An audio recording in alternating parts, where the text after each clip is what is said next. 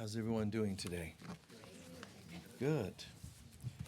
Thank you for joining us. My name is Michael Mirdad, and I serve here as part of the spiritual leadership. Can you share with me what topics you want me to cover today?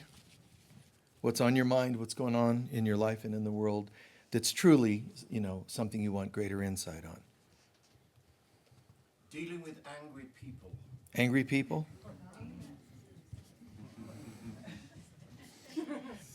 That really makes me angry. What? Surrender? Yes? Judgment. Tropica. Angels.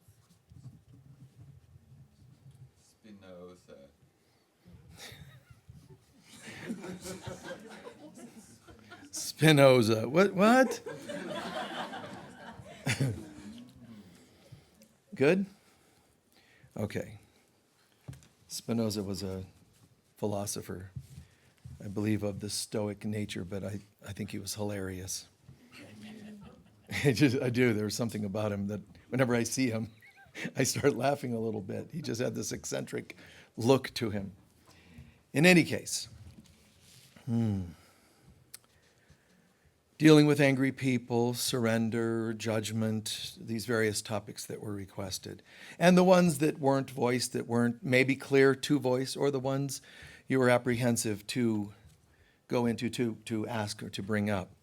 Those of you who don't know, we just sort of ask folks what's happening, and we allow a process to happen, a channeling, if it were, but as it were. But this is the first time I think I've explained it like this, what we do, or I usually just do things, But explaining it for a moment, it's people sometimes are wowed, like, wow, the words come up and then you just weave it. That's because we're all capable of knowing everything at all times, all of us. We just need to learn to believe that. Now, that's kind of funny to say that because some people go, well, yeah, it's easy for you to say. It's not easy for me to say. I think it was there. Past lives developed that sort of thing. But I'm not going to go and credit past lives. I have angels around me. They help. But I'm not going to credit them. And they know I'm not going to credit them. I'm not going to tell you it's because of what sign I am or how many air elements in my sign. I don't credit anything. I just do it. And that's important. Because if it's things that I could credit, you'll think that if you don't have it, you can't do it. And I don't believe in that. So don't look for, you have to have something in your chart to be able to be psychic or intuitive. You have to have something in your numerology that this, past lives, that. It doesn't matter. You can come from the worst of every lifetime and in a split second make a different choice. And just believe that you're valuable, that you are worthy of channeling the presence of God. And that's just been there. I don't have like a mega education or anything like that. If it was possible, I would have probably never even gone to kindergarten. School never did it for me. But I have always believed in God, and I've always believed in, asking. I didn't always get answers. I went through terrible teens, like some people do, challenging times. So any of us can turn our lives around and become greater vessels. But if I were to summarize it, so that we can maybe wrap our mind around it more easily. Learn to believe that you can do a search find in here. Search find. So a topic, angels. Then just allow. Don't come from your head because that immediately closes the truth. Just allow. What do you feel about angels? You could be sitting in, I don't care, a laundromat and somebody says, I don't know if I believe in angels. And they look at you and you just smile and they know, uh-oh. You seem like you know about angels. I do, and then who knows? 20 minutes later, you're, running around the laundromat with a sheet like you're an angel. Whatever. This is Sedona. You can get away with that. So just believe. Just try and say something. Usually you can tell when you're coming from your head because you start contriving the wording and you start doubting and stumbling over. And when you see that, don't shame yourself. You can even say to people, let me pause for a moment because I'm saying things a little too fast, or whatever words that gently describes what's going on. You don't have to say, I went off track, I'm channeling the wrong entities. You just Just be mellow with it. And on that note, I've been saying for years, and especially re-emphasizing a couple months ago, and now even more, the veils are thinning between dimensions. Literally, the veils are thinning. In Genesis, we heard that after the fall, the various dimensions were being separated because there was this bizarre interaction. All beings were running from this dimension to that. Everybody could see everything. God was walking in the garden. Dark beings were walking in the garden. Mankind was tormented by all kinds of things. But when we subconsciously said, this is too much, we need help, well, we didn't select which beings to listen to. We said it's all too much. And we retreated, sadly, in a way. It's sad, but that means we no longer could hear God's voice as thoroughly. The good news is we weren't hearing darkness as thoroughly either. But all that said, the veils are thinning again because we're going home. This is all coming to a close soon. It's all processing out. Ascension, fifth dimensionality, but fifth dimensionality is nothing. I mean, it is, but it isn't. Don't think that fifth dimension is the end. Any dimensionality isn't all the way home yet. In God, there is no such thing as dimensionality. But humans like to go, wait, I'm willing to go up one dimension, but I don't want to be overwhelmed here. Are we still going to have carnivals and things I could go to? No. Okay, then I want 3D. I want to keep my 3D reality. And then everybody's got to wait because of this learning curve, this grading curve. You got humans involved. So the grading curve is like, we still have to allow all kinds of strange and twisted things. The good news about the veils thinning is that we can hear more directly, channel more directly the voice of God. And when I say voice of God, I don't mean anything I'm saying is almost never going to mean religiously speaking. I'm talking about spiritually speaking. That somebody's most troubled childhood right now, someone who's dealt with addiction, someone who's been lost and afraid, and people who have been brilliant, all people still have an equal opportunity to hear the voice of God more clearly because the veils are thinning. If you know this, then you'll be greater with your priorities being set as to what voice you want to hear. If you're new to this, it can get a little weird because if you don't know what your priorities are, what voices you want to hear, then anything goes. And there are beings that love taking advantage of that. So let's just call this a training real quick. All of us on planet Earth that are hearing this message, set your priorities. I only want to hear the voice of God. And beings that honor the voice of God. You can add to it if you want. I only want those that are in service of the light in Jesus Christ, or whatever words you feel like you need to use. That's fine. But don't settle for anything less than the ultimate. God of the highest heaven, God. Let's be willing to set our intention that direction. And when we set that, you're sort of parting the sea as Moses and the metaphor of that. You're parting the sea saying, I only want the promised land. And the promised land isn't just a historic location for one group. The promised land, think of it as this, the promised memory of who we really are. It's a metaphor of getting home, not to a piece of geology, a piece of, topography, a place, a region on the earth planet. It's consciousness, the consciousness of God. So keep in mind, the veils getting thinner means we can listen to the voice of God, but set your priority straight of what that means to you. The bad news is that hearing the voices, the veils thinning, all dimensions converging, it means you're also messed with a little more. The voice of addiction might try to call you back, voice of your old patterns, angry behaviors, stubbornness, all kinds of things like that. And it can even get worse. I mean, you can become oppressed, possessed, whatever it might be. It's not always horrible, dark entities. Sometimes it's even just, like I said, your own personality disorders, your own personality dysfunctions. But these are not the voice of God. Some of us would go, well, this is intense, man. So I have to really get my priorities straight. I mean, sometimes I just don't mind a little other voices. Well, you have to start minding because that sort of lukewarm behavior, that I'm okay, is what has brought us into the mess we're in. People have to learn. The dark beings are what's causing political unrest, racial unrest, all kinds of things. Look at the tensions in the world. And I'm telling you, it's not an accident. This is the veils getting thinner and people being messed with in their minds to become more angry, to go, and gossip more or hate more. See, it enables anger. And one of you is asking, dealing with angry people. Forgive them, they know not what they do.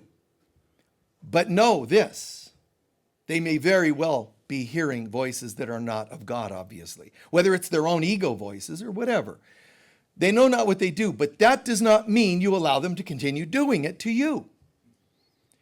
The voice in them could be enabling anger. Your voice is allowed to say, get behind me, Satan.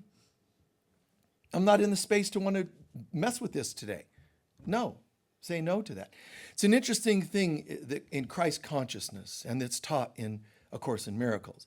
And I remember my first reaction to it was like, that's odd. Where Jesus describes you have to protect the Christ voice in yourself. We're not talking about just like Christ in fundamental Christianity. We're talking about the Christ, the divine in us, the I am presence. So here the Course in Miracles, who says this whole world's an illusion anyway, says you have to protect the Christ child. And I thought, if it's all an illusion, why do we have to protect the Christ child? And downloads started happening. Because while you're still in the infancy of your awakening into Christ consciousness, any of us, we're still susceptible to hearing voices to the contrary of Christ consciousness. So you can't just go, well, guess what? I went to a workshop that mentioned Christ consciousness. I'm good to go now. You can't just sit on a Sunday. You have to plant the seed. That's great. But you don't just go, a seed was planted. You have to water and feed the seed. That's kind of what he means by protect it. But he also means protect it, meaning say no to the stuff that will attack it. The Christ child is only like a child now. The Christ in us, of course, is immune to all the stuff of this world. But the Christ child, by the word child being used, it means it's in its early stages, still subject to, vulnerable to the harsh stuff of this world. So deciding to allow the Christ I am presence in you to be born doesn't mean everything just goes perfectly well.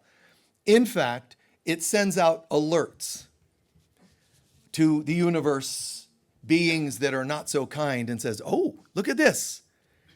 We have a being that's deciding to awaken the Christ. Who's going to go after him? Legion. Let's get a bunch of us going after him. That's what happens. And it feels unfair. And it kind of is unfair. But it's how we set things up. We set up a world that we're outnumbered. There's 8 billion egoic people now on the planet versus however few are choosing to say, God or nothing, man. I'm going to center in and set my course in Christ consciousness. So we're like a minority. Now, the good news, flipping it around again, is it feels like we're a minority, but our job is to imagine that we have 8 billion other souls that are in the awakening with us. Not listen to and feed upon their darkness that some people have. This is not easy, but that's how you become Christed. You actually have to work the process of judgments being peeled off. You asked about judgments. The judgments have to be peeled off. Well, I would like the Christ thing to happen where I just don't even have people being rude. I'm good with that one. That's actually not how this works. Right? That's not how this works. I hope that when you buy a car, you think about test driving it. You check it out. And it's the same with anything. You don't just go to your first day of saying, I'm going to stop drinking, so I'm now a completely recovered alcoholic. Did you do the program? I don't need it because I started 10 minutes ago and I still am good. I haven't drank anything yet. You got to go in and do soul searching and you got to do inventory. There's this process to this. Why does Course in Miracles give you 365 workbook lessons? Why didn't it just give you one? A few words and amen and whoo, angels started showing up and everything. No, it's like one workbook lesson at a time. And sometimes they're annoying workbook lessons. But it tells you, we should look at why you're annoyed. Well, that annoys me. Exactly. Let's flip to the next page. Waking up is not like just something that just happens automatically. It is a process. that involves emptying the old and refilling with the new. It's a process. Or, as I've said many times, like if you're from Canada, it's a process. I'm bilingual, so I try to be sensitive to other people. So people, if they're listening to the wrong voice, they verbally, they don't care about harming themselves or others. They might even physically harm themselves or others because this is not the voice of God that they're listening to. It's very tragic. Our job, don't buy into what you see other people doing, which is not always easy. It could be your children turning their backs on you. Now, if your children turn their backs on you or you turn your backs on people that are abusive, if you were abusive and you say, it's a bummer, my kids won't talk to me anymore, but it's because you were abusive physically and however else for years and years, here's what I suggest you do. I suggest you be patient and take it. If they're not talking, if you were abusive, because if you can accept it, this is your dues. You'll be done when this lifetime ends. I know it hurts, but you'll be done. Just accept it. You might even say to them, I get it, and I'll back off. You guys are doing the right thing. You're setting boundaries, and I accept it. It's very mature, very responsible. On the other hand, if they are the ones being hurtful and you have to step away or they turn from you because you won't enable their hurtful behavior, you're actually demonstrating spiritual awakening. That's maturity. That's being responsible. But it's spiritual and psychological maturity. All I'm saying is that when you have collateral damage because of your commitment to a new life, if it's because things you've done, own it. Make amends. People that can't or refuse to make amends, it's because they're throwing a tantrum and it isn't God in them doing it. It's no, I will not. And that's not God speaking. So it's kind of nice when we can humble ourselves and say, oh, I didn't even know I did that. I'm so sorry. It's okay because it clears tensions between people. People have enough tensions already. So to add to the pile of issues that we have in this world, it doesn't make any sense. So I'm so sorry that if some people have said you abused them in some way or you were irresponsible or negligent as a parent, if you were a parent, or whatever it happens to be. Sometimes, just take it. Just not take abuse, but I'm saying just accept where they're at. And just take some time to breathe. I'm telling you, it's not easy, but you're actually doing your time. You're paying it off karmically. Fight with them about it, and you have to come back and do it again. Just accept it. I'm not talking about a negative. I'm talking about it's a positive. But it also allows them to be where they're at. They're hurt, they're angry. Yeah, but I changed. They're mad at me because I was an addict. But I stopped that 10 years ago. That's not the point. They're hurting back then, not right now. So you have to kind of and be gracious. I get where you're coming from. I get it. It's okay. If this is where you have to be, it's okay. One of the most frustrating things in having told people the veils are thinning, so watch out for this and this, is that even when you tell people, sometimes they act like they're listening, but when the stuff actually happens, they don't hear you anymore. They forget that you warned that this was coming. So that can be frustrating because you end up losing friends or family members or loved ones or partners because the blinders came up. Well, that's what they describe in the end of the life of Jesus. They describe this crucifixion and all that went on there. And they describe it strangely as though the Lord allowed blinders to go over the eyes of everyone. And it doesn't mean that God was like, this is going to be fun. I'm going to make all of you blinded to reality, meaning mentally and spiritually blinded. It's a metaphor that people chose not to see what was really happening, and they did what they did to Jesus. But they also do what they do to you. And when they do, we will try to illuminate them. We will try to help them. No. Remember me? Yeah, we're good, right? They sometimes are allowing blinders to come down over their eyes. And you're now arguing with somebody who's psychologically committed to being hateful. Hard to see. Because there's a part of us that goes, if I just said one more thing, it might, well, there's no way to know when that line is drawn because you have to decide when enough is enough and then say, wow.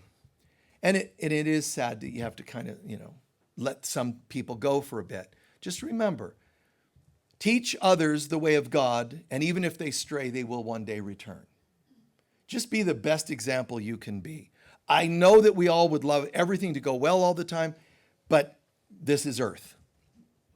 And the planet Earth is 3D, and 3D means a place of karmic lessons. So here we are. We can pretend that it weren't so, we can wish it weren't so, but this is where we're at. And one of you is asking about angels, so I want to just say something real quick about that. Angels are thoughts of God, but so are you. So angels are the thoughts of God that allow themselves to not be tampered with. They choose to remember God. They also choose to do the will of God. Humans got themselves falling further than, into this reality, into illusion, and have forgotten who they are. Therefore, they don't remember the truth of God. Angels are, there's concepts in the Bible or elsewhere that you'll hear where there's legions of angels, groups of angels specifically that sit at the throne of God flapping their wings. Well, it sounds so weird. That's so three-dimensional in its interpretation. They just sit there and flap their wings. Flapping, they don't have wings. That sounds sacrilegious to angel lovers, I know. It's okay that they have wings in your statues and pictures and paintings because they symbolize something. One reason we gave them wings is because it was mentally our way of saying they can travel effortlessly. But when they flap their wings before the throne of God, all that means is they're holding vibration. The flapping of the wings means like a hummingbird. So angels are holding space, holding perfect space before the throne of God. A vibration of God's will. So here's what they do. They receive from God constant thoughts of love. They flap their wings, and in flapping their wings, just like when you're doing this to somebody in healing, flapping their wings, they're downloading the vibration, the will, the love of God down to lower layers. And the next layer of angels pass it down, till you get to thrones and principalities and archangels and angels and even guardian angels. All for the sake of one thing, passing down the will of God, the consciousness of God. And humans just sit around going, "Did you hear something?" I didn't know. Like they just miss it. I remember one day when I was going through divorce, my partner and I, we went and sat in a lawyer's office. And he came into the little meeting room. There's this big table. And I have weird stories about everything, but, even divorce. So we go in and we sit down. Lawyer comes in. And he's walking in, and how nice to see you folks, nice to meet you. And he comes in and he's going to sit down. As he's sitting down, I see this ball of light shoot into his body. Now, funnily enough, my ex is pretty sensitive too. So she was like, and she looked at me and I'm like, and the guy actually went, and I swear, and he goes, "Well, that was weird." And then he just sat down. So I'm looking at her, she's looking at me, we're like, I got you, babe, But even in a place like that, but he was like, "Oh, that was weird." What did he think? He was going to burp or something? Like, to him, it was like, that was weird, but it isn't weird. It's the norm. And more, as the veil's thin, people are going to not just feel something weird, they're going to see it too. And their mind's going to try to deny it and push it away. But all of this is going to become more and more the common. The vibrations from certain angels down to where we're in touch with that, because we're in touch with angels that are thoughts of God. But the thoughts won't be adverse. They won't be contrary to the thoughts, the consciousness of these angels. The consciousness of God that goes to the angels, even while we're still in dimensionality, can go all the way down to the right here and now, and you can still know the truth of God. But it means getting out of the way. Well, how so getting out of the way? You have to want nothing else. Be vigilant for the voice of God. Want to hear nothing else. Choose to hear nothing else. Don't bother with anything else. And here's a good reason why. Because there is nothing else. All you're doing is hallucinating when you think there's something else happening. That's why Jesus could confidently say, "Forgive them, they know not what they do." He wasn't being flippant. He was saying, one day everyone is going to know that even the abusive people never had power over you. It's all okay. People don't understand that yet, but they're coming to that. It's all okay. But how are you going to know that if you don't test drive it? So we're going to, in the meantime, we're going to hear this stuff. We're going to be pushed, our buttons pushed, tempted, betrayals, all kinds of things, so that you can comb out some more knots, forgive this, pull away judgment there, until it all just starts to become smoothly our consciousness. But if you are an artist, a parent, whatever you do in life, especially if you stand in a place of like a teacher, a counselor, a role, a sponsor of being a leader for others, be very careful, because the more you hold yourself to a certain name, label, you better live to that, because to that level will come the evil to match you and push your buttons. And there are days you're going to say, I just wish I was a moron. I wish I knew nothing. I wish I just was hateful, no consciousness. Then I wouldn't have any tests against me, because I'd be part of the evil world. They'd go, oh, you're one of us. You just look like a gargoyle. And so everybody's looking the same. And they won't push your buttons. You start to clean up your act. It's a funny thing. It's a funny thing. It's not 60 seconds after you decide to be clean and sober. Just give it a little while. The longer you're waiting, the more you start feeling and hearing the call for that. Because darkness doesn't like silence and stillness. And there's a good reason why it doesn't. Because on the other side of silence is the light of God, the presence of God. So when you sit still and you work on yourself, meditation, communion, prayer, sobriety of any kind, pulling away from the reactions of the world, reactiveness of the world. It's like that's all the doing and all the frenetic storms, and you pull into the center of meditation, stillness, quiet, beautiful. That's not God yet, by the way. But on the other side of that is God. When we fell, we went from oneness with God, bliss and so on, to the void, silence. Then came chaos and all creation as we know it. Reverse that and you'll hear there's the last step, the first step coming in and the last step going out. What did I say? The void, silence. The children of God went silent, meaning they lost connection with God. Everything went dark for a moment.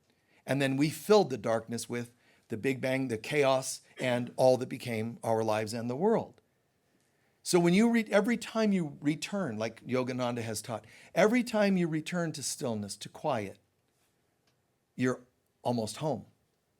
Even if you only do this for a moment, you get a little bit more downloads into that void. Now, I'm not saying stop at the void. Choose to commune with the presence of God. Step through the void, but don't you do it. Go to the void and ask for the presence of God. Course in Miracles teaches God then reaches to the void and pulls you through. Don't try to take heaven by storm. I'm here. Accept it. That's just not going to work well. So I've seen examples of this. I mean, in our day-to-day lives, I've seen, I remember, and no offense if this is you and you're in the audience here, but I've heard stories of somebody who said they weren't going to come back to the center anymore. Well, why? What was this? Usually I'm not even told these things, but it eventually was mentioned. Somebody said they're not coming back because they don't like that you don't support the use of hallucinogenics for finding God. I never said that. I'm a little stoned right now. No, I'm kidding. I never said that. I said, do what you want. I don't, to judge you for it would mean, what right do I have to even speak to you if I'm judging you for what you do? It's fine. All I'm saying, though, is that if you find that eating kale makes your crown chakra buzz, that's fine. I'm glad your crown chakra is buzzing. I'm only saying that one day you're going to be able to put the kale down and just choose to let your crown buzz. That's all I was saying. But somebody used that as, I'm never going back. Why? Because they already wanted to have a reason to distance from Christ consciousness. So they use kale as their, kale's just made up.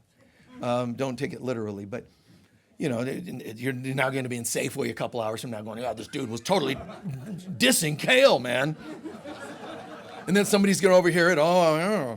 That's what Christ consciousness is doing. It hates kale. You have no idea the kinds of things people go into. But, there are these kinds of things that go on, these kinds of reactions people have and stories they make up. And it's just kind of weird and ludicrous, but forgive them, they know not what they do. Why are they doing it? Everything's so symbolic.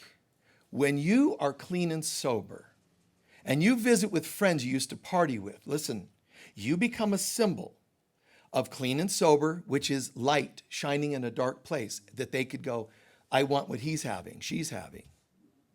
But it also happens where we don't like you because you're a light that we resent. We're not there yet. So you see what I'm saying? Your presence annoys them.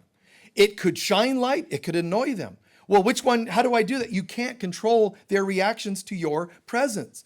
Just do your best. How do you know if you've done wrong? If you're preaching to them, if you're telling them, I used to be messed up like you. You need to be more like me. You're wrong. You're off. Just be the presence. Let them see, God, I want to smile more often like you do. You seem so patient compared to the old days, that sort of thing. And you're bringing a different reality. Doesn't that make sense? It's beautiful. And if you've ever done that, and most people have, it's just so tempting to want to do it more. It's just because it makes so much sense. So this is something that people struggle with all the time. Just know that this too shall pass. When you're the one who's waking up and people get a little triggered, understand this too shall pass. If you can't take the heat, stay out of the kitchen. If waking up means people are, your kids or your ex or whomever, they don't want to talk to you because you're clean and sober, and I've seen this happen in the 3D world many times. People that lost friendships, band members that were kicked out of bands because they got clean and sober. It's rude for people to be that way, but understand why they do it. If you're preaching and wronging them and shaming them, you deserve to get kicked out. Because I'd rather be them peacefully stoned than to hear you telling us how messed up we are. You're the one making the mistake. But if you're holding presence and people don't like it, don't apologize for that, man. Just move on your own way. Be where they can, like Jesus mentions in the Gospels. Just kick the dust off and move on. Don't even look back. Another metaphor from Sodom and Gomorrah. Just don't even look back. Just keep the way of God, man. I'm just walking the path of God. And part of this, we have to bring in the concept of being of service. How does that tie in? It ties in perfectly, completely. Being of service. Now, it's great to be of service. It's great. In other words, graduate from just working on your stuff to the result of having worked on it. I feel cleaner, so smile more. I feel clearer. I'm more prosperous.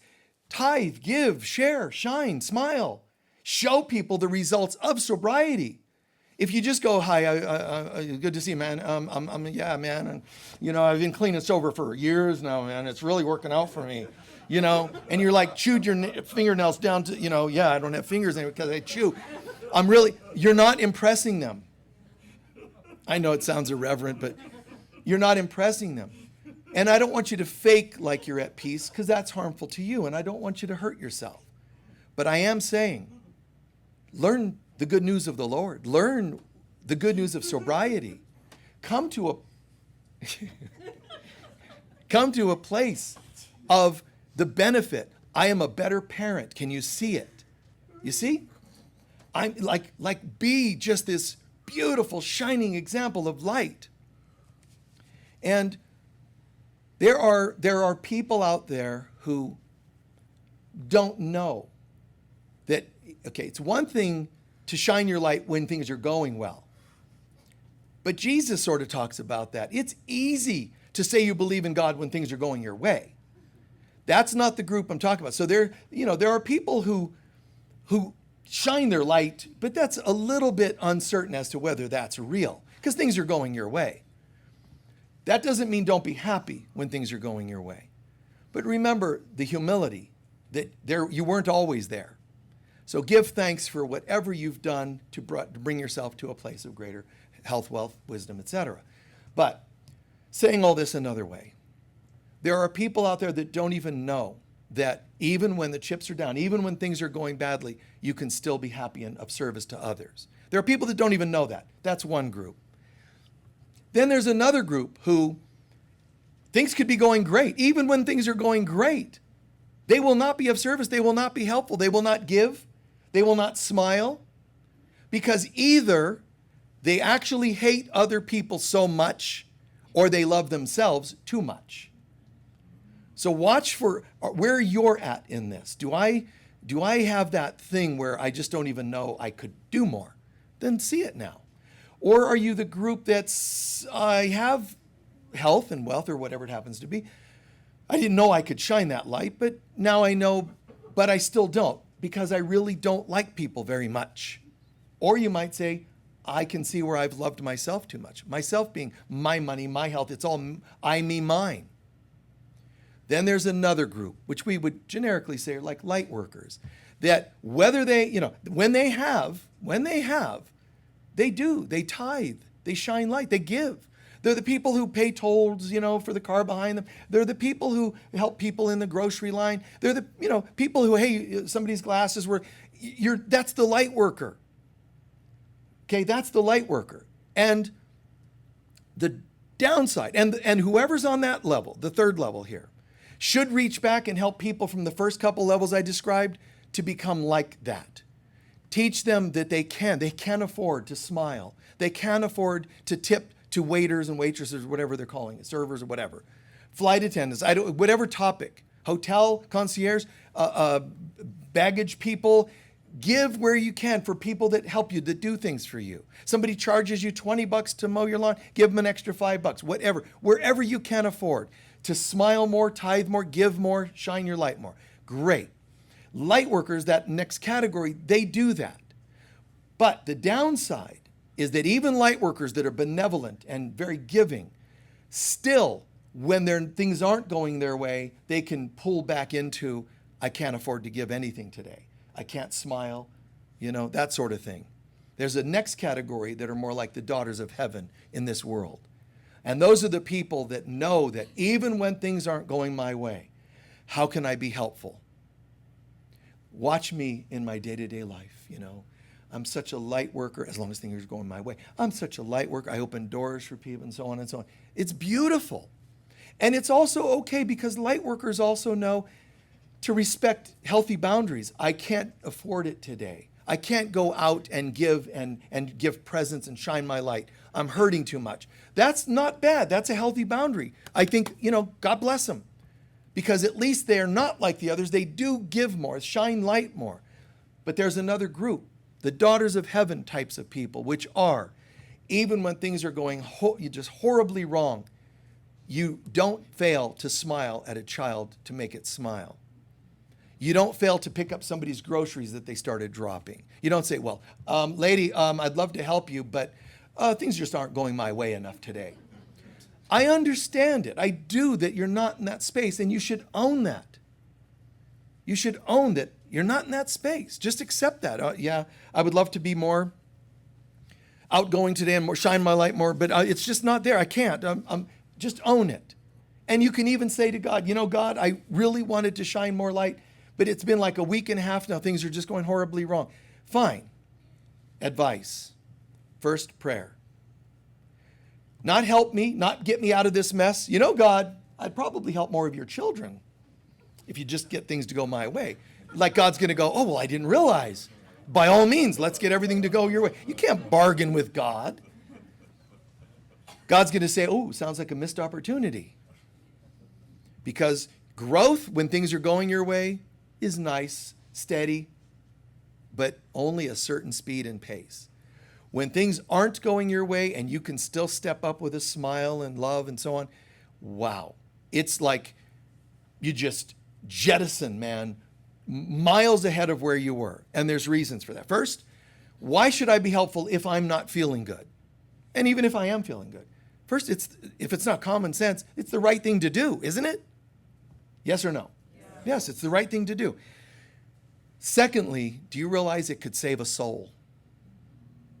You don't know what kind words you said today made a difference in someone's life. I'm a fairly sensitive soul in a lot of ways. So, I remember going to a meal after a workshop with a handful of the facilitator, there's assistants and so on. We went, and I remember everybody sitting and talking and eating. For me, much of the time of that dinner conversation, I was like this, watching this waitress, and I could just feel the pain she was in, even though on the outside she's smiling and doing this and that.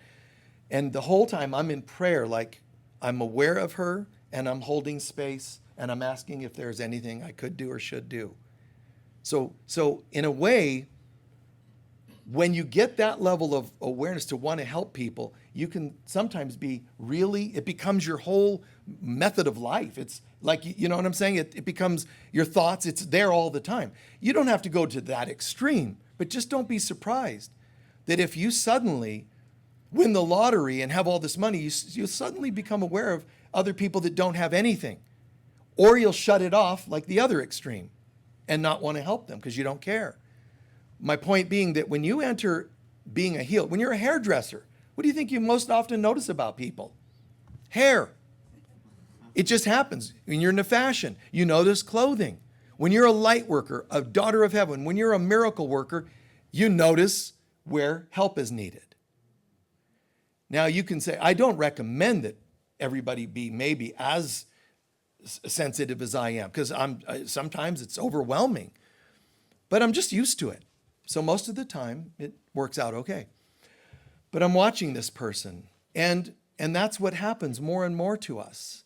I could have a down day, but I'm still able to see others in need. Pray and help. You'll help them. But also remember, any words, like words I shared with that person, can change their life forever. Think about that. Change even one person's life forever, which means that will affect everybody they're around. So if you do nothing on this planet except help one person make a difference in their life, it becomes feathers on your wings to take you higher. It really does make a difference. And, you know, it also creates good karma to help others, to think about others even when you're struggling. It's good karma. But that's not why you do it. Well, I don't really want to help them, but I hear it's good karma. No, that's not the right reason to do it. But understand, it is good karma, but it also lifts us out of dark times. When dark times come your way and you've helped another during dark times, it helps you navigate dark times. Got that? So there's plenty of reasons to want to make a difference in this world. And how you do it is, unique to you. Where are your limits? Where are your boundaries? They're whatever you believe are your limits. You might say, I can only help this much, and so it is, the universe says. I can only help in this way, but not that way, and so it is. So it's beautiful because the Divine Mother will comply with your beliefs. If you don't believe you can be helpful this week, she says, and so it is. My beloved, take a break. That's not usually how we deal with it. We start to go into guilt, shame, I shouldn't be able to take a break. She's just like, where are you going, man? What's up with you? I said, and so it is, so rest. Try a hot tub, Well, I would if I could afford one. Try hot water in a bathtub. It's a hot tub. Well, I would, but I didn't pay the water bill because I'm broke and I don't have hot water. Okay. Heat up some water on a stove and then pour it over yourself. No. But there was a time in the 90s when life coaching was becoming probably one of the most popular themes in people's studies and soul's purpose and counseling skills. Life, coaches. Some of them started splintering off from being just life coaches to being mentors. It's called mentors. Do you remember that? It's still there. I mean, it still happens. But what started happening is people would call me and say, hi, can I hire you to be my mentor? And I'd say, no. Oh, well, why? Because that motivational teacher and that life coach is doing it, I know. But I don't want to be your mentor because it'll cost you too much. Because mentors started charging $10,000 for 90 days of complete support anytime you need, and they'll give you advice and sort of coach you in through your life. It's cool, you commit to it, so it becomes very effective. And it's great. The fact is, they became people that are like mentors. It's almost like mature versions of life coaches. So it makes sense that if you're a life coach, you would want to go another level and become a mentor. It shows progress. Do you see how that could make sense that way? So they became mentors, and now they're charging $10,000, per 90 days or whatever it is. And you can call them and they'll give you advice. And they're intelligent. They're supposed to be intelligent enough and intuitive enough to help you through your life one-on-one. Here's what I told people, which makes no sense to anybody else. It's too expensive. I don't want to be your life coach. It's too expensive for you. I can only do it if it's free. What? Wait, you're gonna mentor me for free? Yeah. Call me anytime and so on. But if I'm going to be your mentor, I'm not going to be a mentor. I'm going to be a friend. Here's my number, and I'd give my number to those few people. Here's my number. Call me when you need. That's my version of mentoring. Totally weird because there's no money involved.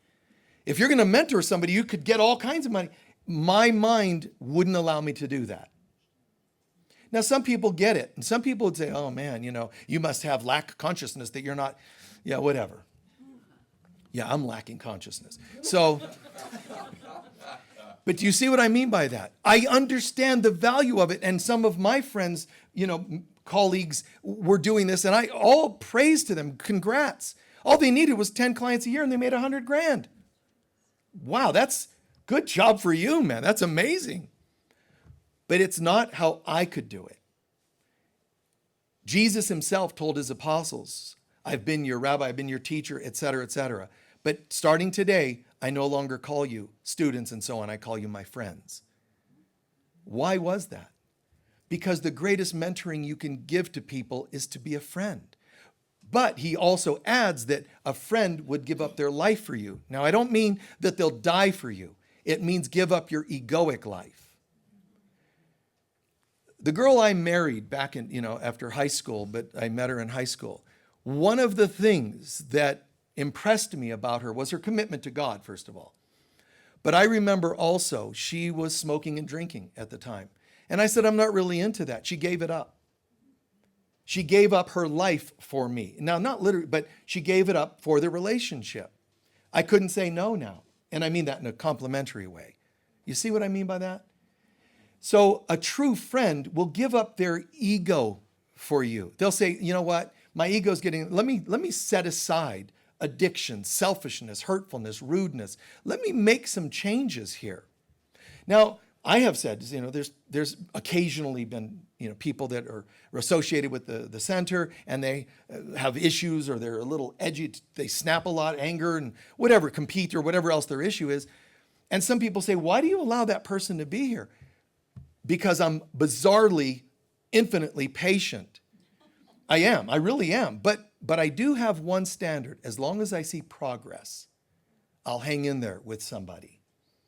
Now, others might not. And I don't recommend that they should, because if they're not, they could put themselves in in harm's way by trying to be patient beyond their limit. I just feel pretty fine about it, hanging in there. So when we look at this from the bigger picture, to try to hang in there, to be infinitely patient, unless there's more harm than good, maybe you can learn to hang in there. Once the harm is greater than the good, generally, that's a good rule of thumb to say that's where you draw the line. But for me, friendships, for me, I'm like that. I'm saying, well, anybody could charge you $10,000. And this is how my mind works. Anyone can charge you that's fine. And I've heard some people go, well, I spent $10,000, I had to get a loan, and they're upset about it. I want no regrets. We'll be friends. And these people are overseas, and my phone was always on, 24/7. There was just a rule. If you call me or if I call you back or whatever, it's wherever I am. So don't tell me I need you to park the car. I'm driving and I'm talking to you. You have to accept it. This is how the rules work, So, I'm not exaggerating. In those days, I would be talking to somebody while I'm shampooing hair in a shower.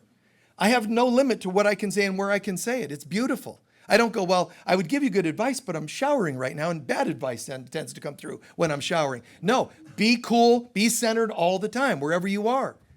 So I would do this, and this was my life, 24/7. Phone sitting next to my bed all the time on. And some people were like, oh, that's crazy, you can't. I can do anything I want because I know I can do it. I don't need sleep. When I've helped somebody, I've rested. Because the good karma, the energy from being helpful, you grow, you shine light. And it will help, it'll happen once in a while. One in every 100 times, a session, a partner, a friend, whatever. I slip, we slip, something goes a little wonky. If you're helping people and things go wonky, just learn from it and move forward. Never let it take away your desire to be helpful to people because one took it poorly, one misunderstood it, one didn't like it. And you'll be tempted. You'll be a musician who, oh my God, it means everything for me to come out and play music, and somebody's going to not like it. That doesn't mean they all didn't like it, but somebody. If that caves you in, man, then you've got to do some more inner work to where your light is shining outward so brightly, it shines away the negative reactions you might have had. But look at yourself. Be responsible. Why is it bothering you?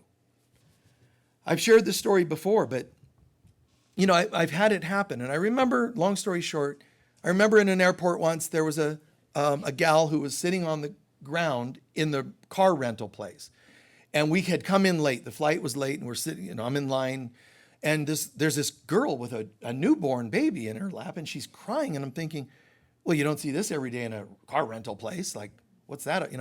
So I got up to the front of the line. I said, dude, what's that about? He said, well, she doesn't have her credit card to be able to rent a car. So what are you guys going to do? We're closing in 5 minutes. She's going to be sent out the door in the streets of Los Angeles with her baby. And I'm like, well, can't you do? He's going, we can't. No, what are we going to do? She doesn't have her card. We can't do anything.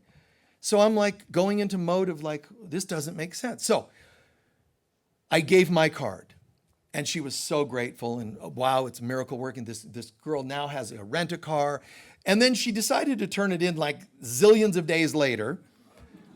And so I get a call and, my card has been charged thousands of dollars for the rent-a-car. Now, as a human being, I heard, I got the message and I'm in a hotel because I'm always on tour in these days. And I'm just pacing and pacing in the room, upset stomach. What did I do wrong?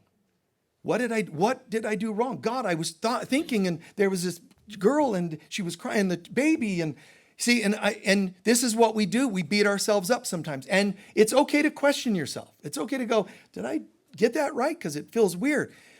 But I remember feeling so horrible. I remember pacing. I couldn't sleep that night because I was so down on myself because I take it seriously that I want to be helpful. But I think I screwed up this time somehow because I'm getting billed thousands. And my travel agent's going, you idiot, what did you do, man? And I'm like, blah, blah, blah, And they're like, well, Michael, your card's being nicked and I can't do anything about it. To their credit, they worked the phone and called the president, whatever, the rent-a-car place, and they got it brought down a little bit. So that was, and I appreciate even the effort.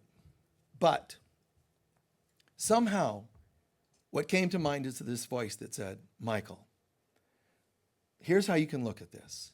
If this were happening again tonight and you saw a girl sitting on the floor, crying with a baby, being sent out to the street, no family, no anything in this region to come to her aid, would you do it again? What's the answer? Yes. Then I heard, then shut up. No, I didn't hear that. It was along those lines. Meaning, if you know that it was the right thing, the questioning isn't coming from God. Oh. So what you really mean, God, picture God talking to me, counseling me now. So what you really mean to say, Michael, is that it's upsetting. It is. That you were tempted to think it was the wrong, yes, but it was the right thing, wasn't it? Yes, it was. And it's just a bummer you're going to lose a little money over it too, yes. And that's all, because the money, that doesn't mean that much to me. So it's fine. Is that making sense? When you judge yourself, don't be surprised. Even if your stomach's upset and you're pacing and, biting your, oh my God, what have I done? What have I done? Relax, because it isn't God treating you like that. It's you. It's not wrong. I find that it makes you conscientious to have a conscience that says, did I make a mistake? It's good to ask yourself, did I make a mistake? But at the end of the day, ask other questions. Like Buddha used to say, ask questions, relevant, rational questions to dismantle what otherwise would have been excessive self-abuse. So when I heard, you know what, at the end of the day, I would do it again tomorrow, I knew it was right. And then everything starts decompressing. And when you have God with you, what could be against you? And then it just happened, like a miracle happened, and the rent-a-car brought the cost down more. And I don't remember what else was in, like there might have been insurance that covered such things. So it almost ended up where little or nothing that I ended up being hit with. You see, when you get the inside lesson, the outside starts kind of unwinding a bit more. You don't get it, you're going to keep everything stuck and tangled up. Whether it's relationships, conversations, communication issues, whatever, always come back, bless you, always come back to your center in God. And that, for how long? I don't know, till the end of time? Always come back to your center. Voices are going to try to pull you off this way and that way. Keep coming back to God, no matter what. Will people always honor that? No. But the relevant people, the important people that see it, that's all that matters. Other people don't see it. Trust me, you've still planted seeds. You have. You still planted seeds. Even my telling you the story could make you go, oh, that helps me alleviate some tension I had around, I thought, a bad decision here. It can also help you tomorrow when you're making decisions.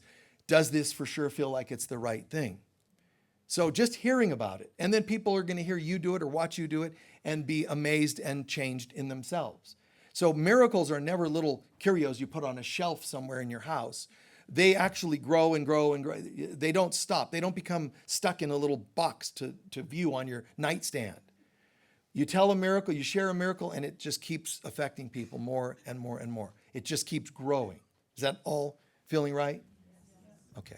Please take a few centering breaths.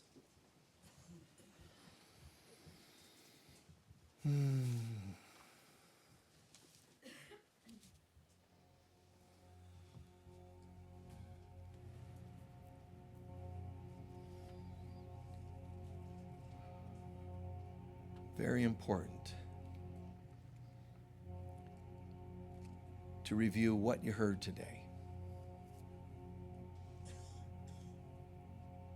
Just casually.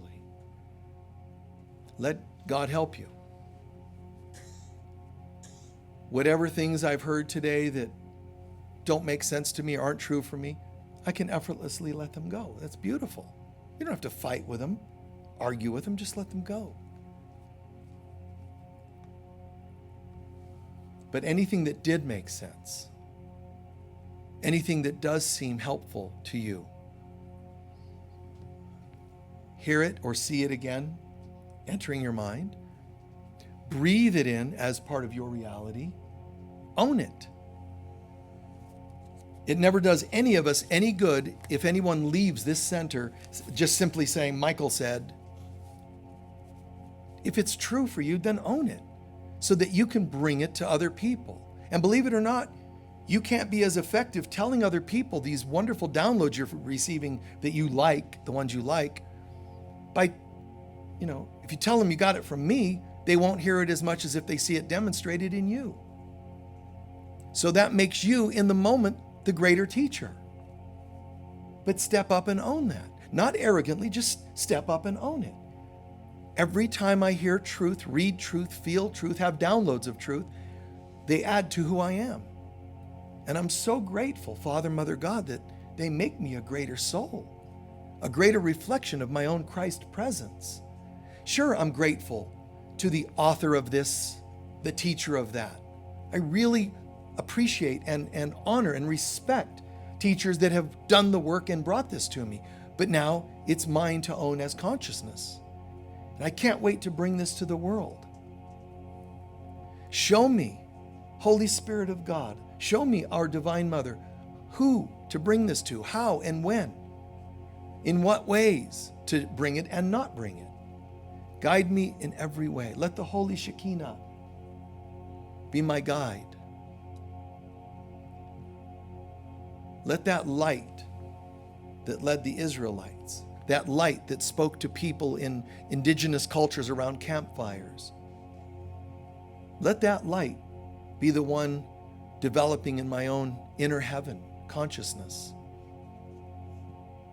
And ultimately, that light is the light of Christ, meaning the light of God's presence within my being.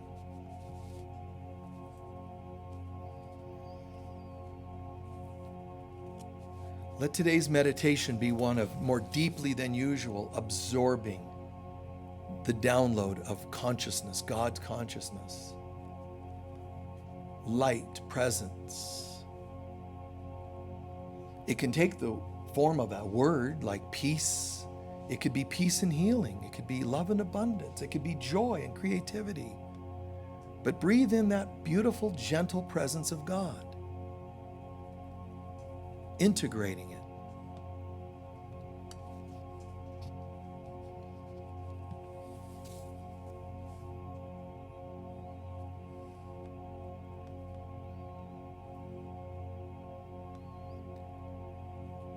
Everything in life and in the world is symbolic. When you become clean and sober, you're a symbol of that. Some people will like it, some people will not.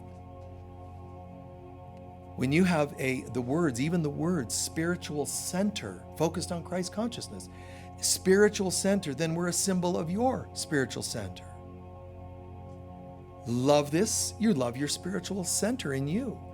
Hate this, and you're fearing or resenting something about a symbol of your spiritual centeredness.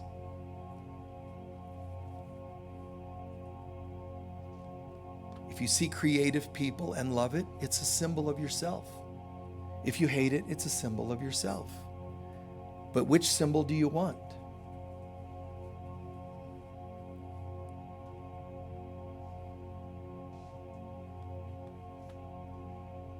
For the last moments, just visualize us all rising, wherever we are in the world watching this, even if you watch this 10 years from now. Visualize us all rising and beginning to just rock back and forth, forward and backward, or whatever it is. Just visualize everyone joining in downloads of light from God. Visualize the highest heavens downloading light through our crown into our hearts, and it ignites our bodies to move. And we start to move into hand mudras and dance-like movements, Tai Chi-like movements. And there's smiles on our faces. Like the angels flapping their wings, you're downloading vibration to the people around you. Visualize it happening in this room and extending to anyone living anywhere watching the program. There's no such thing as time and space, just seems to be. So let's download this frequency, and we're all starting to move and celebrate and dance and twirl and laugh. Download this. Just like it comes from God to us, share it, always share. And even when you're not in a bad mood, just try to imagine being in a better mood, or at least if you're in a bad space, be in a bad space fully, cry. Scream into a pillow. Let it move so you make more room for God. Don't shame yourself for it. Just own it. And when you're ready, choose to give it up and replace it with something new.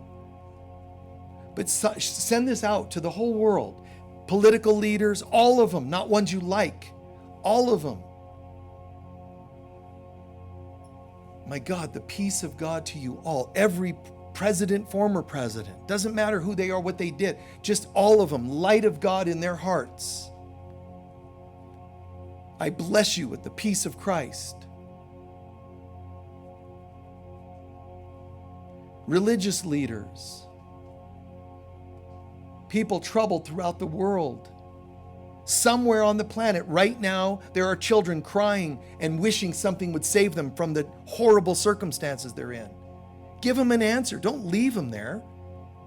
The light of God is with you, I promise, you tell them in their mind. I'm blessing you with an inner strength, and this too shall pass. The hurtful people around you will soon be gone, I promise. Download love to all beings throughout all time. People going through addiction recovery, people going through divorce, people who've lost loved ones in war or otherwise. Let's give them all the love they deserve. I'm so sorry for the struggles.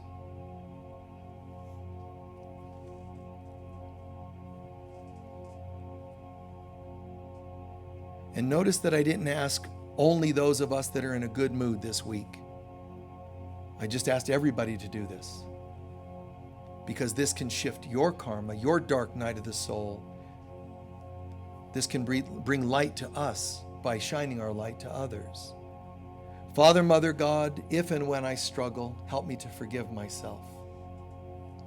And anything that has brought this on that might involve issues, judgments, unhealed wounds with others, let me also extend this to them.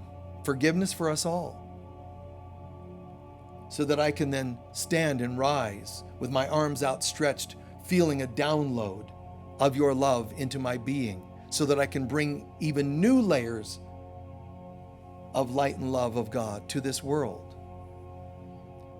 As said by a great being, free at last, free at last. Thank God Almighty, we are free at last. And we give thanks that this is a permanent shift within our being. And so it is. Thank you. Gradually come back to the room.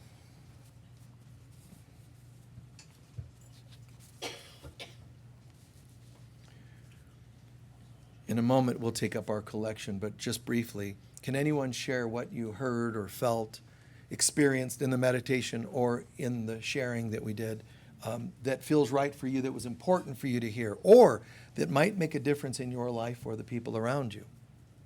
Be of service. Be of service. Came to pass, didn't come to stay. That's a good one. You know, this too shall pass. He said, you know, it came to pass, it didn't come to stay. That's brilliant. Yes. There's rest in giving to people. There's rest in giving to people. You know, and it's okay if you don't. Please remember, when you need to hurt, feel like hurting, let it be. Sometimes that's just fine. Don't let it ever take you over. But just let it be. It came to pass. Don't let it stay. Perfect. Who else? Yes. God's light shining through me. I am. God's light shining through us. That's the I am presence. Who else had their hands up? Yes. Meditation, felt like when it created, first it was just light, but then it created a holy fire that just rained down on me. Oh, nice. The meditation feels like it created a holy fire that rained down upon everybody in the best of ways. Yes.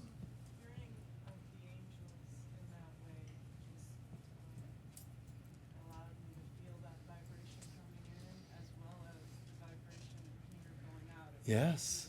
beautiful. Yes. Hearing about angels in that way. We've done that in our Wednesday healing class, which is this Wednesday, by the way. We have a healing circle every other Wednesday. And one week we did that because we do various exercises and techniques in healing self and others. But we did that the vibrating. Well, it's just a vibrating. How's that healing? It isn't. It comes from your thoughts that are going into the vibration. So we did this in this circle once where concentrating on peace and healing, for example, as just two-word example, and then taking that and letting it vibrate into the various centers, chakras of people. It's a great healing technique. Who else had their hand up? Yes? Through the visualization, I imagine myself in a container with the person's hurt. Well, We transition to nice. alignment. That sometimes, you know, seeing yourself in that container with people that are hurting and then transitioning that with them. Absolutely. A couple more in the center section. We're back there. Who was it? Yes. I've been practicing this gifting for some time and really screaming into the pillow because it's going left. Yeah. And I just feel encouraged and strengthened because I'm practicing. Nice. And I'm going to hit a home run. Absolutely. Whatever, I'm practicing. Yeah. Yeah. Just doing the work, you know, doing the work of healing and consciousness. And you're seeing it, like even techniques like scream the stuff, you know, into a pillow. Wash the pillow occasionally, by the way. Wouldn't that be great? Out on the Bell Rock, you bring a pillow. Oh, why'd you bring a pillow? I'm going to do a cleansing ceremony on my pillow. This is my rage pillow. You could have embroidered on there, rage, and go out and salt and cleansing, Who else in this section now? Yes. When you spoke about recovery, having been in recovery myself for 8 years. Nice that job. aha moment, the resentments carried, though you're not necessarily, we learn not to preach. Yes. But just my own presence and that creating resentments was helpful. Nice. Yeah, not creating resentments and not preaching, because that can create resentments in people. And then we're sometimes dumbfounded. I was just being benevolent. And I guess you don't get it. Well, if you were preaching, if going overboard, but you do what you can, within reason, and still people will question your intentions. You could be doing the most loving kinds of things. All you can do is go, that's the greatest I could think of in the moment.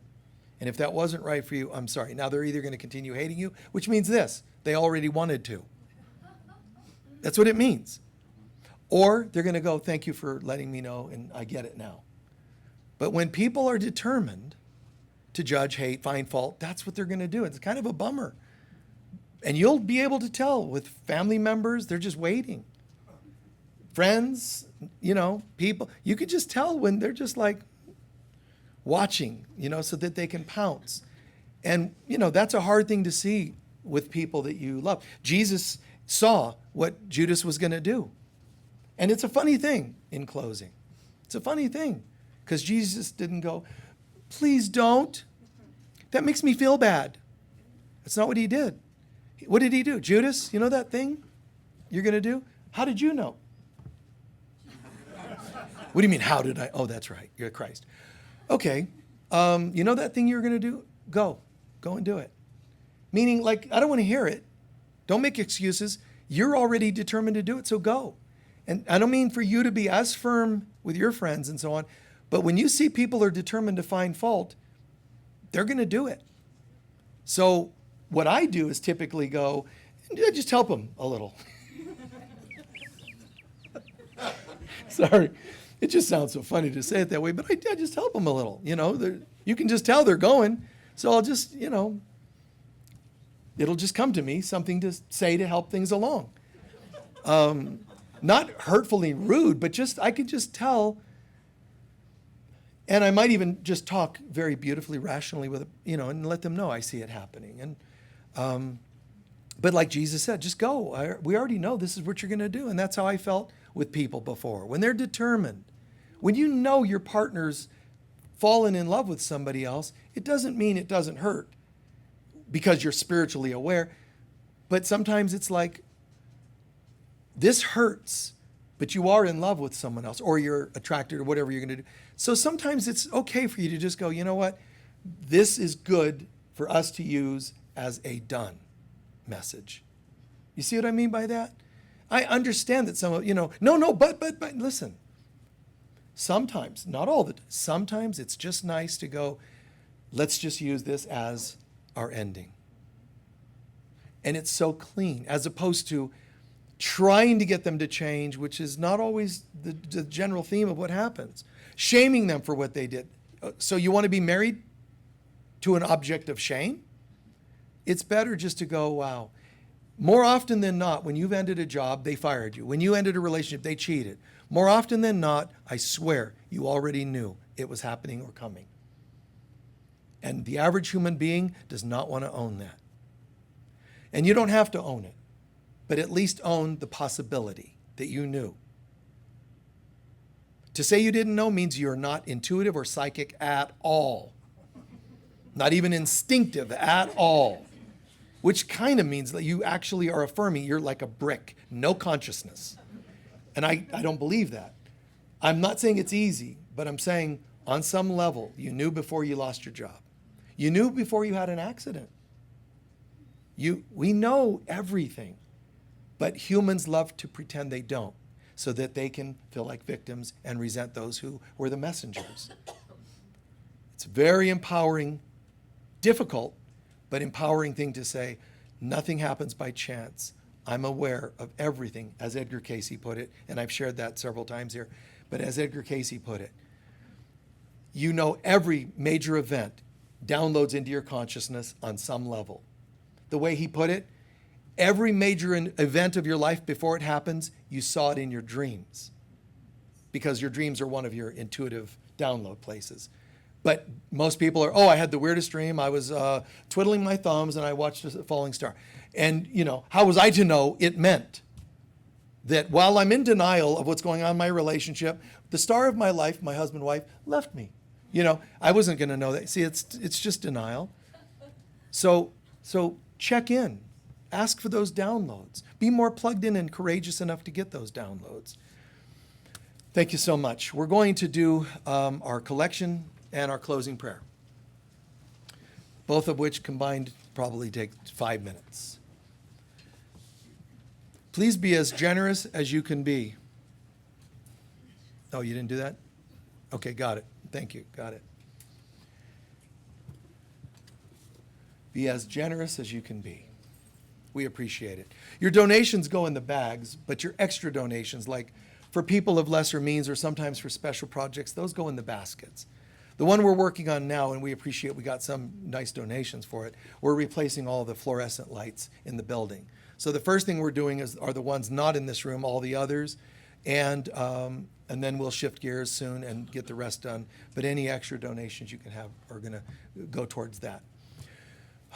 Please hold your love offering to your heart, symbolically saying, my heart blesses this, and I mean this sincerely, when we say, divine love flowing through me blesses and multiplies all that I am, all that I have, all that I give, and all that I receive. And so it is. While they're passing the baskets and bag around, you can join me in repeating our mission statement. Together, please. The global center for Christ consciousness is a spiritual center for students and masters on the spiritual path. We are dedicated to awakening the inner Christ and to creating a world of love, peace, joy, and abundance. And so it is. Bless you. Thank you so much for joining us. Please stand for our closing prayer. I appreciate the sharing you all did as well, what you gained from the service and our sacred services in general. It's pretty magical, isn't it? It's nice. Walking in the light of God. Deep appreciation. Appreciate your healthy decisions you're making more and more in your life. And appreciate that you're here. There's a lot of places you could be. There's a lot of books you can read that don't feed your soul. Give thanks for the ones you read that do feed your soul. There's a lot of places you could be where it's just not the learning and so forth, just for this hour and a quarter. But you chose this one. A lot of relations and behaviors you can engage in that are not taking you home. So when you do make healthier decisions, remember to own that you're growing. Then you can better affirm the truth of God, such as the light of God surrounds us. We are the light of God. The love of God enfolds us. We are the love of God. The power of God protects us. We are the power of God. And the presence of God watches over us. We are the presence of God. Wherever we go, God is, I am, we are, and so it truly is. Thank you so much. Peace be with you folks online and here. We'll see you.